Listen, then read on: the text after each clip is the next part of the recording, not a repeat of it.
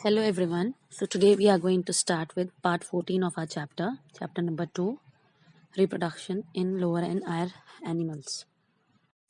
So starting with our topic of today, that is lactation. Lactation, it is all about the mammary gland. The mammary glands of the female start producing the milk at the end of the pregnancy by the process of lactation. So basically it is the production of milk at the end of the pregnancy by the female.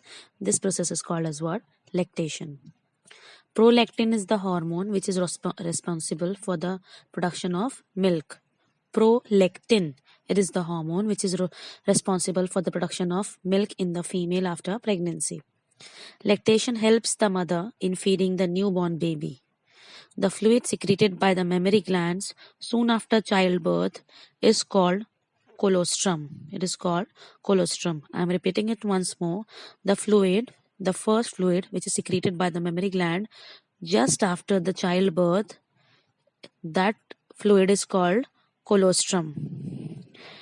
Colostrum is basically, it is the sticky and yellow fluid secreted by the mammary gland just after the childbirth. It contains proteins, lactose, and mother's antibodies. Okay. The fat content in colostrum is low. The antibodies which are present in it helps in developing the resistance for the newborn baby at a time when its own immune response is not fully developed. So basically, colostrum is very important for the newborn baby, which should be given by the mother. It is the first fluid which is secreted just after the delivery of the baby. Okay, as it is very healthy enough, it's like a medicine. It's like a natural medicine for the young baby. If in future baby is not having enough of immune response, then this colostrum, it will protect the baby almost in every way, because that colostrum, it is very healthy, as it contains different types of proteins, lactose, and mother's antibodies, which helps to fight with the different types of diseases in coming future. Okay, so this is all about the lactation. Reproductive health. According to WHO, that is World Health Organization, reproductive health means total well-being in all aspects of reproduction. Its emotional, behavioral, and social aspect along with the physical ones. This is called as what? Reproductive health. Its total well-being in all aspects of the reproduction. Therefore, a society with people having physically and functionally normal reproductive organs and normal emotional and behavioral interactions amongst them in all sex-related aspects might be called reproductively healthy society. Okay. Of all the social goals of India, an important one is to attain the total reproductive health. It is one of the social goals of India. What? To attain a total reproductive health. A person should be quite healthy enough in all his or her sex related aspects. This is called as what? Reproductive health. India was among the first few countries in the world to initiate action plans and programs at a national level to improve the reproductive health. All these improved programs cover wider areas related to reproduction. These programs are currently in operation under the Reproductive and Child Health Care, that is called RCH programs. I am repeating it once more. The programs which are currently in operation under the Reproductive and Child Health Care, under the Reproductive and Child Health Care programs, and in short it is called as what? RCH programs. Now, goals of RCH programs, or goals of reproductive and child health care programs. So what are its goals? Basically, to create the awareness among the people about the various aspects related to reproduction. To create the awareness among the people about various aspects related to reproduction. Next, to provide the facilities to people to understand and build up the reproductive health.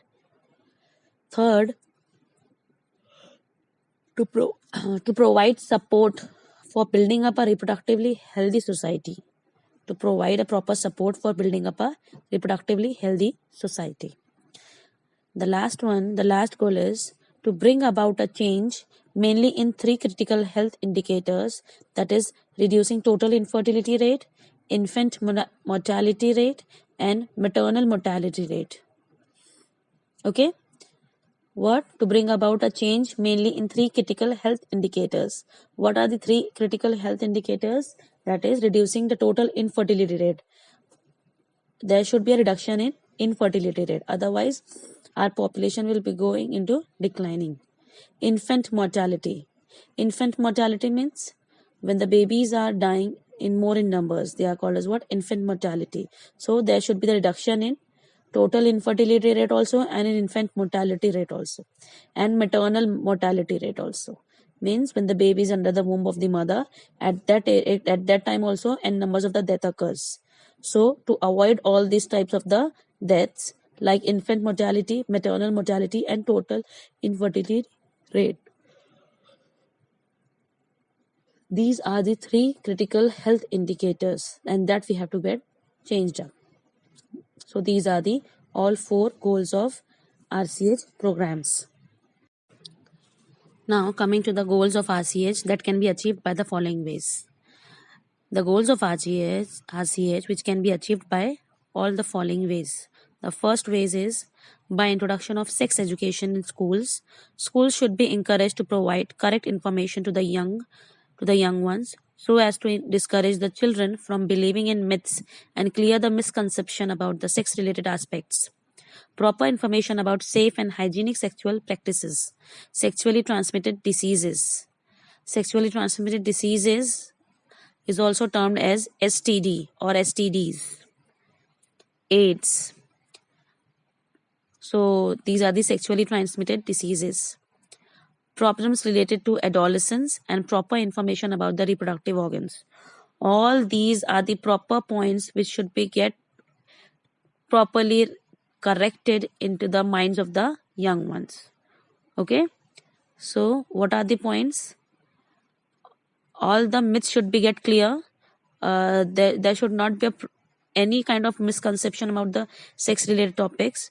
Proper information should be given about the safe and hygienic sexual practices, sexually transmitted diseases, all the different types of sexually transmitted diseases like gonorrhea and all, and AIDS is also one of them. Then problems related to adolescence age group, like that is called as what the teenage group, and proper information about the reproductive organs of the male also and female also. Coming to the next point of the RCH, with the help of the audio, visual, and the print media, government and non-government organizations should take various steps to create awareness about the various aspects related to reproduction. Then coming to third point, by educating the younger generation about birth control measures, prenatal care of pregnant women, and postnatal care of mother and child, importance of breastfeeding. So these are the proper measures that should be given, and it should be get properly followed by the RCH. Coming to the next point, by developing the awareness about the problems arising due to uncontrolled population growth, social evils like sex abuse and sex related crimes, and take up necessary steps to prevent them. Fifth point, by creating the awareness about statutory ban on amniocentesis for sex determination. Now, what do you mean by this? By creating the awareness about statutory ban on amniocentesis. Amniocentesis basically it is the test which is done for determining the sex of the child, and there should be a proper ban on this type of the sex determination test, which is called as what? Amniocentesis. So a proper ban should be there on this test. Then by creating awareness about the child immunization programs. Child immunization programs means how many different kinds of the doses are given after the childbirth, till what age it should be given, and what are the how many numbers of number of months there should be, the gap will be there between the two dosage. Okay, so all this should be get properly aware to the people about the child immunization under the child immunization programs. Then, coming to the last point, by educating the couples to reduce the mortality rate of newborns and maternal mortality rate. Then, as you all know, the population in India, which was approximately about 350 millions at the time of independence, reached close to a billion mark by 2000 and crossed 1.2 billion in May 2011. Now in 2020, population of India has crossed about 1.35 billions. How much? 1.35 billions. This is about just record of the 2020 population. The government is taking serious measures to check this population growth. The most important step to overcome this problem is to motivate the society to have smaller families by using various birth control methods. So here comes the next topic, that is birth control. So we'll see that. Thank you all. So now in the next lecture I'm going to discuss all the remaining part of our chapter. Thank you so much.